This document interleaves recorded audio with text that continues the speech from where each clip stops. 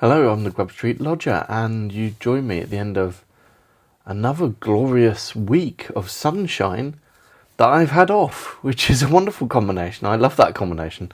You can see a little bit of the glorious sunshine on my head, but it's been really good.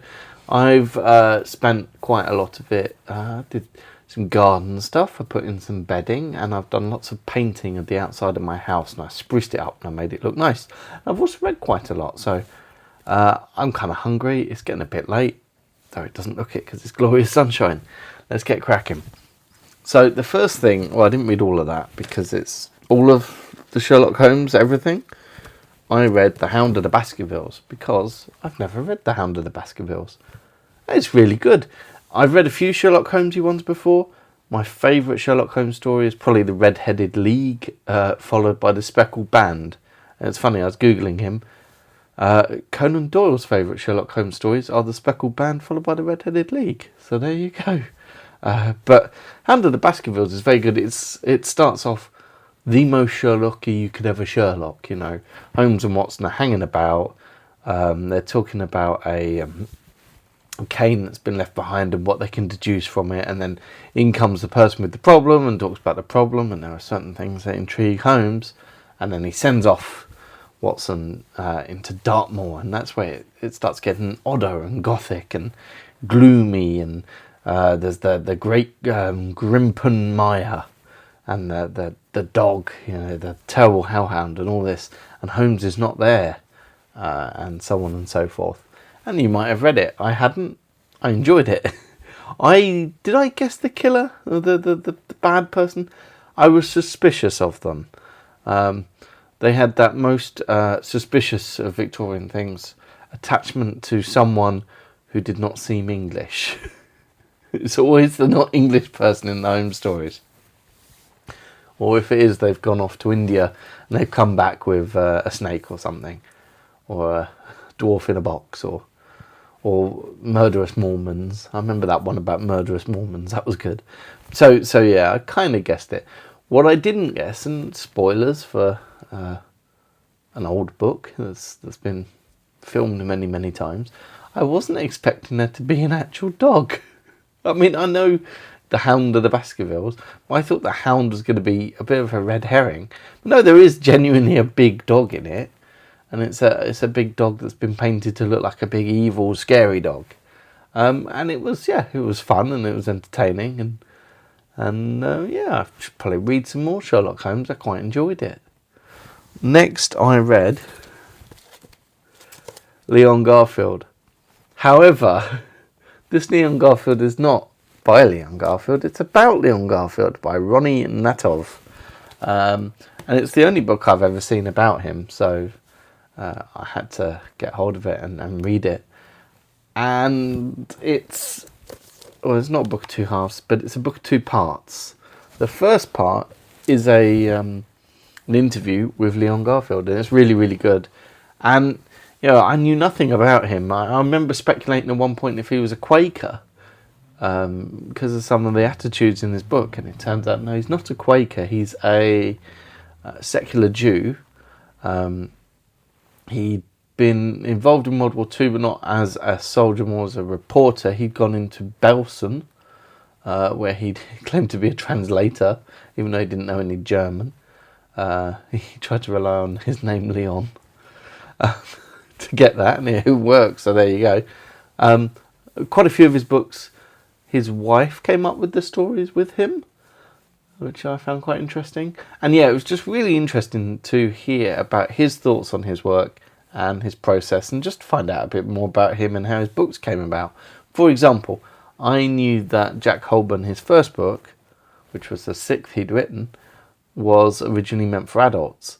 I didn't realise that the original Jack Holborn was 3 times its original length. And then when the publisher said, no, we can't sell this to adults, it's kind of like Treasure Island, so we'll sell it to kids. And then he just cut it down. And then he just carried on, not writing huge books and cutting them down, but he just carried on writing these sort of adult books for children. And when he was commissioned to write his adult novel, House of Cards, he said, I just did the same thing I always did, but made it longer. And I love the fact he admits that for a start. And all these things that are commissioned, obviously things like Blue Coat Boy and those Monkey and Boy, if you remember, the second of which was horribly racist. Now those three, he actually wrote because he'd written a story for them about a lamplighter's apprentice, and he liked it so much, he was like, no, I'll write this other thing about a monkey and a boy for them, and I'll develop it. And that's how The Apprentices came about. The Apprentices is actually his favourite work that he made. I don't think it's mine. I think Blackjack is mine still. But yeah, it was really interesting. And then the second half is an analysis of his works. It sort of takes it into different chunks, different time periods. And a lot of that analysis is all about, Jungian and Baktian, and there's animas and animuses and all. I mean, I followed it enough when I was reading it. I could tell you a bit more detail about it now, but I've never been much of a very vigorous literary critic reader, especially this slightly outdated sort of. There was a lot of stuff about Freud in there, and about his, because he has these unstable father figures is something he really goes for, and so there's stuff about his dad and how he was kind of unstable and all this. And it was interesting, but really the bit that I loved was the interview with Leon Garfield. Next thing I read is called Life in London by Piers Egan. Now this is two characters called Tom and Jerry. It turns out that Tom and Jerry, the cat and the mouse, are not named after Tom and Jerry from Life in London, which is a bit of a shame. So Corinthian Tom, this was published in 1821. Corinthian Tom is the ne plus ultra. He's the best. He's the top of the top of young men. He's the best kind of young man. He's rich. He has no parents. He spends lots of money, and what he wants to experience is life, particularly life in London. And the amount of times that phrase, life in London, comes out. And so he goes around London with his mate Bob Logic, who is an Oxford student, who doesn't ever seem to be in Oxford or doing anything studenty, but he does wear green glasses, which is apparently a scholarly affectation that was around them. And they go around in the high lives and the low lives. But then, Corinthian Tom gets a bit sick. He goes to the country and he stays with his cousin, who's called Jerry. And they do some fox hunting stuff. He drinks a beer with the fox's tail in it. And then invites Jerry to London. They show Jerry all of the high lives and the low lives and such. And so they go into Almack's, the very posh club, which sort of features in your Georgette Heyer novels, your Bridgerton, vaguely based on this kind of thing. But then they also go to Almack's, Max being a word for gin, as is Daffy and Blue Ruin. And that's a low-down drinking establishment where they have a far better time than they do at Almack's. And they do things like go to cockfighting. They see a monkey fighting dogs, and this is not just a made-up thing. This was real. There was a monkey called Jacko Macaco, which almost sounds like Michael Jackson, but Jacko Macaco, the monkey, who used to beat up dogs, well, like get his pull their eyeballs out and stuff, and they'd bet on who would win, Jacko Macaco or dogs. There's a big strain in hurting animals, in the pleasures of these people, hurting animals, drinking, and spending time with prostitutes, but maybe not time with prostitutes, though Bob Logic definitely does, because he feels quite ill afterwards. Bob Logic was my favourite character. Because Corinthian Tom is too cool to be that fun, and Jerry is the wide-eyed country, but he's sort of solid and manly. And Bob Logic is their fat, bespectacled mate who gets a bit too into stuff. And I know I don't normally wear my spectacles for these videos, but Bob Logic was the one that I kind of was with. It's weird, this book, because it's old. It's kind of influential. The very first West End production to break 100 nights run was a production based on this, for example. But it's not a classic. This imprint was very nicely done, but it is essentially a photocopy presented by Cambridge University £40. I don't know, I didn't get it for £40.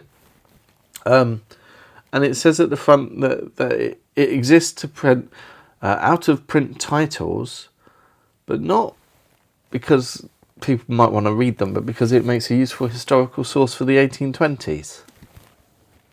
And it just hasn't... The life hasn't quite lived on. And part of this could be the fact that there's an awful lot of slang in it. It's written pretty much in slang. There's a lot of songs and things. I mean, the songs are quite fun, actually. You know, if you skip the songs, you are skipping some of the more fun parts of this. But it's all in slang and... I mean, talking of songs, this one's got the tune. Come on, it's there. Got the tune. The other thing it has is lots of pictures by the Cruikshanks. The brothers Cruikshank. There we go. Whoop. And in fact, Bob, Tom and Jerry are loosely based on the brothers Cruikshank and P.S. Egan going out for various nights, and that's where they get the ideas from. And in fact, if you remember the book Shark Alley, which I really enjoyed, P.S. Egan and the Cruikshanks, as Tom, Jerry and Bob, have some cameos in it, where they also meet the young Dickens, which kind of makes sense because Dickens's Pickwick Papers started off as something like this. There's many pictures and the words around the pictures, and oftentimes in this it just describes the picture, but Dickens took it in his own way. Yeah, life in London. It very interesting, like the way the language goes, just the attitudes. It's funny to see how the attitudes towards the prostitutes are changing. They're still very out and open and talked about, but it's becoming more secretive and more Victorian. He's got somebody called Corinthian Kate, and I don't know if she's set up to be his wife, his mistress, or his occasional lover, for example. But it just doesn't quite... You are, when you're reading it, you are kind of learning more than enjoying a lot of the time, I found. Yeah. Next thing I read, I don't know, I just picked it up. Collected Aphorisms by Franz Kafka. Turns out aphorisms are not for me. There you go. Finished it, just didn't enjoy it. Next thing I read, Meet the Georgians by Robert Peal. And somebody said, with a name like Robert Peal, you kind of have to write about Georgians. It's a bit horrible history. It's 12 biographies of people in the long 18th century, the Georgians, and they are very carefully chosen for all different kinds of race. There's some LGBT people, there's men and women, and then just a very loose, friendly, slightly trying to be down with the kids' description of their lives. So Emma Hamilton is described as like a hot babe, and Nelson is the hard man. And I mean, there's these lovely pictures, as you can see. They're lino cuts. I tried to get into that. I wasn't any good at it. But when you've got a lino cut of a Luda Equiano, it doesn't quite work. And the book is similar. It's trying to be too japey, cool. The cool Georgians. These are the wild people. It's the epic tales from Britain's wildest century, man. They're so wild. They were so cool, and then the Victorians came and they were so boring. And I do honestly think the Victorians came and were quite boring. And I honestly think that the 18th century is very sadly missed out. And it says at the beginning, he's the teacher, this writer. He says, we just skip them. And I agree with him. And I also really like who he's picked. He's picked the ladies of Llangollen, who we last met in Llangollen, Langolan. The Welsh, the two Irish ladies who lived in Wales. But in that, it describes Hester Thrale as just a woman. It's like, Hester Thrale's not just a woman. Mary Wollstonecraft, Luda Equiano, who of course we met in his own words recently. Tipu Sultan, I knew a little bit about. He was probably the one I knew least about. John Wilkes, who's going to come up later. Bonnie Prince Charlie, which is mostly taken from the riding book Jacobites, which we read with her at the Dr. Johnson reading circle way back when. Mary Anning, she actually popped up recently. I read a children's book about her. Hester Stanhope, I read a novel about her as well, and it was terrible. Her story is fascinating. She becomes like the goddess queen of Syrian desert. Before that, she's like hot woman in London. It's very strange, very strange. Yeah, it's not bad. It's not bad. There's nothing wrong with it. It's just doesn't quite do it, you know. Right, my next one is Adam Hart-Davis and Emily Troscianko.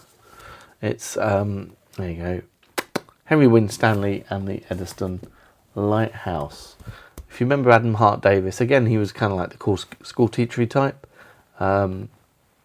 He used to do about Victorians and engineers and Victorian engineers. Now, this is about engineering, but not Victorian engineering. Now, the only thing I knew about Winstanley was that he built a lighthouse and was blown away in it during the Great Storm. Came up when I read The Great Storm by Daniel Defoe. And so that was interesting. I wanted to know more about him. And it turns out he was a right live wire. I liked him. He was born in Saffron Walden, and he started being like a clerk of works at Audley End, which was a royal residence at the time. And he taught himself engraving, and he was a great self-promoter. So he used all these engravings to self-promote. And then he got a house on the road between Audley End and London, and he filled it with weird odds and ends and automata and this, that and the other. And with all that stuff, he created a sort of, he called it the House of Wonders. And so he's got the House of Wonders, and he sold sort of pictures and little models of all the odd things he's got there, and he filled it with odds and ends for people to come and see. And also, he created something called the Water Theatre in London, which was still going into the 18th century. And so the Water Garden in London was fountains and little water tricks, but mainly this big barrel which served different drinks. And I remember reading about it somewhere else. I can't remember who I was reading about. I was talking about this barrel that served these different drinks. And so he'd sell pictures of the Water Garden in this house, and then at the Water Garden he'd sell pictures of this house, and also just of Audley End and all this. And then he put that into ships. And then the ship sunk at the Eddystone outside Plymouth. So I'm going to do something about this. Now, the Eddystone had been sort of earmarked for building a lighthouse by Trinity House, who were in charge of lighthouses. One of their board members at that time was Samuel Pepys. But how do you do it? It's not like you're building a lighthouse on land. It's a bit of rock out there. No one had actually done it. So Winstanley goes, well, I'm brilliant, and once I do it, I can prove I'm brilliant. So he set off to do it. It took him 4 years. Well, it used to take him 6 hours to row out to this stone, and then they couldn't always land there because of the eddies and the wheels and the washes, and couldn't get the boats up there, couldn't get the equipment up there. It took him a whole year just to drill 12 holes and put these big poles in these holes. And then once they'd done that, they'd sort of secured it so it's a little easier. Also, when they were doing it, it was during one of the many wars with the French. I think it's probably the War of Spanish Succession, I imagine. And so Louis XIV, he sent privateers to go and cause problems around England, and they were being guarded by this ship HMS Terror. By HMS Terror, they got bored and went off, and so the privateers came, smashed up what they'd done on the lighthouse, and stripped the workers naked, stuck them on a boat, kidnapped Winstanley. So Winstanley was then taken to Versailles, but was given back because, as Louis XIV said, I am an enemy of England, not of humanity. I could do with this lighthouse being there too, because my ships get wrecked as well. So 4 years, it was built. Was it going to survive the winter? It did, though it needed quite a lot of doing up. So he did it up, and every year he'd come and check it. And of course he's held pictures of it in his house and in his water theatre, and he made a model of it in his house for people to come and see. He had turnstiles on his front door for people to pay money to come and see his stuff. And 3 years, no wrecks, doing well.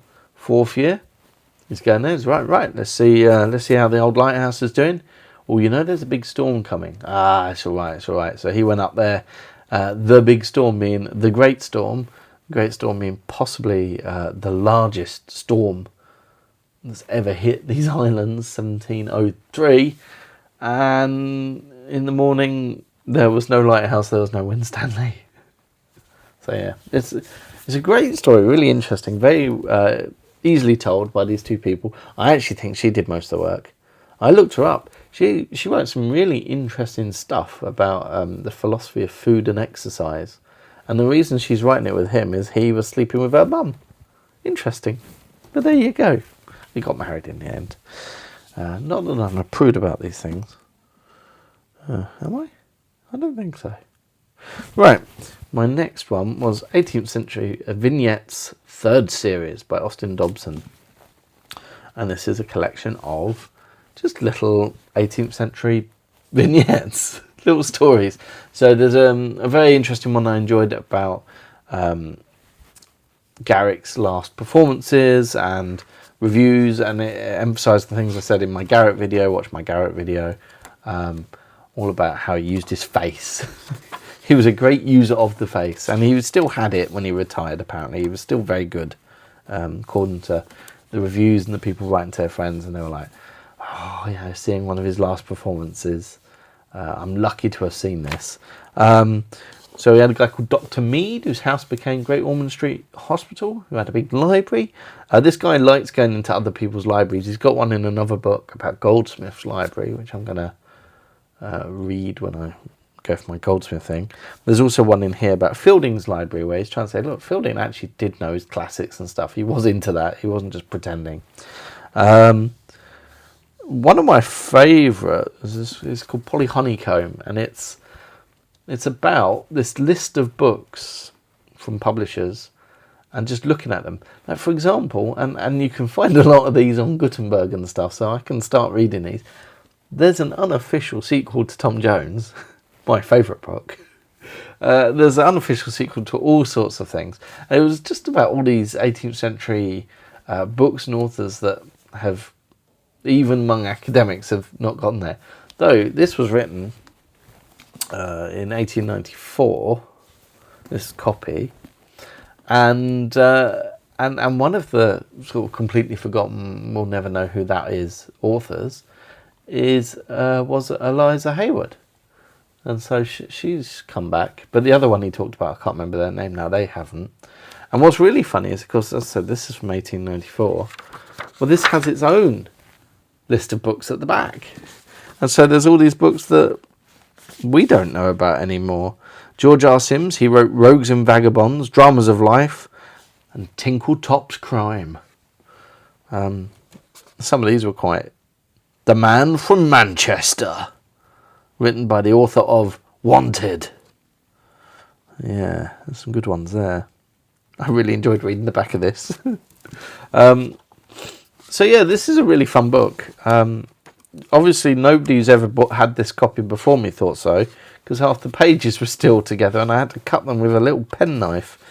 You think, oh no, 1896, and I was the first person to actually get through the damn thing. But I really enjoyed it. I mean, it's right up my alley, isn't it? It's weird little stories about bookish people from the 18th century. I mean, yeah. Stuff about Matthew Pryor, that was all right. Lady Harvey was good. Tours of Covent Garden. Oh, it was a good one. This was a good one. Thomas Gent Printer was about an Irish man who was a printer in York, who didn't do so well in the end. Yeah. So next thing I read is a very weird conceived book. It's called The Sultan's Istanbul on 5 Kurush a Day. It's part of a series of fake guidebooks for cities in historical periods. So there's Ramesses Pi on, whatever ancient Egyptians were. So this is 1750s Istanbul, and the idea is it's like a tour guide it tells you about Istanbul at that time, and the information is very, very interesting. Like how the government is set up, how the city works, the different sections. Like the foreigners can only live in this one section. The Christians and stuff can only be in this one section. This bit over there called Eyüp is holy. Christians really shouldn't go there. How the bazaars work, how they're organised, all this kind of stuff. The social hierarchy of everything. There's a lot of interest in women and in the seraglio and like the women's spaces and the men's spaces. It's well researched. You've got a lot of Lady Mary Wortley Montagu quoted in there. You get a bit of Casanova, you get a bit of this, bit of that. Very good. But it doesn't quite thread the needle of the audience. Is he talking to us as 18th century people? That if he is, he's being very 20th century about something. Like, oh, you might be thinking that, it assumes we know stuff about Islam a bit. And, it's trying to be very respectful, which, it should be. But would an 18th century tour guide have been respectful on 18th century audience? And then sometimes it's kind of forgetting that we are European, and it says things like, oh, you'll be very shocked, these people, they bathe more than once a month. And you're like, well, if I'm an 18th century European, I bathe more than once a month. That's not a shocking thing. So the writer, what's his name? Very posh name, Charles FitzRoy. He doesn't quite thread the needle with the tone, but the information's very good. And I mean, really useful if you plan to travel back in time to 1750s Istanbul. And now on to our last book. This is Grub Street, The Origins of the British Press by Ruth Herman. It fulfills the subtitle better than the title.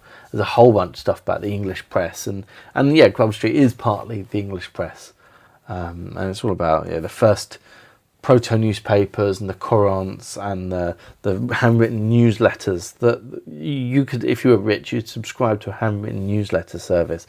It'd tell you what's going on in London and send it out to you. There's a lot of stuff about libel laws and copyright laws and how the government tried to crack down and failed to crack down and all this kind of stuff. What there isn't is good fun Grub Street fun. You don't get the stories of the writers, you don't get the bickerings. Edmund Curl's mentioned, and it keeps saying he's a very naughty boy, but it's not very entertainingly written how he's a naughty boy. And even the description of Pope making him sick or the schoolboys beating him up is not fun. And his naughtiness is not fun. And there isn't much of a sense of fun. And also, there's this weird sense that I kept waiting for it to start. Because I said to my folks, I'm reading this book about Grub Street, 100 pages, we haven't got to Grub Street yet. We actually never really get to Grub Street. We never get to the hack writers. We never get to the creators of small dictionaries. It's all about newspaper. And it's focusing mainly on the well-connected ones, your Steeles and your Defoes and your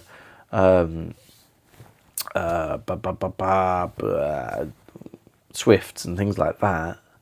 You get a bit of John Dunton in there, but not a lot. It says he's got this thing, this newspaper where it's like you ask questions, notes and queries kind of thing, but it doesn't go into how it's an agony aunt column or how the newspaper was by a committee of Athenians. They're all John Dunton in different imaginary wigs. They talk about the female tattler and she just says very outright, it's this guy. And I'm like, well, I thought the female tattler was Delrivier Manley. In my copy of the female tattler, which I read, it was supposed that at least one of the three female tattlers was Delrivier Manley. And she talks a lot about Delrivier Manley, but not about that. It almost feels like it's almost getting there all the time. And actually, as a history of very early newspaper culture, it's good. It's pretty decent. But I wanted a nice, fun Grub Street book. It says Grub Street in big letters, but really it was the little letters that were the book. So, yeah, interesting month. A lot of non-fiction, a lot of 18th century adjacent stuff.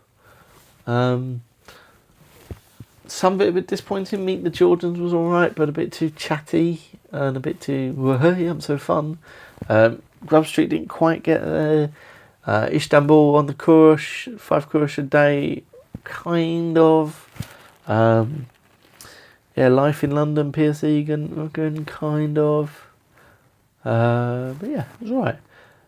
Next month, tomorrow, probably today when I post this actually, because I probably won't wiggle this up ready.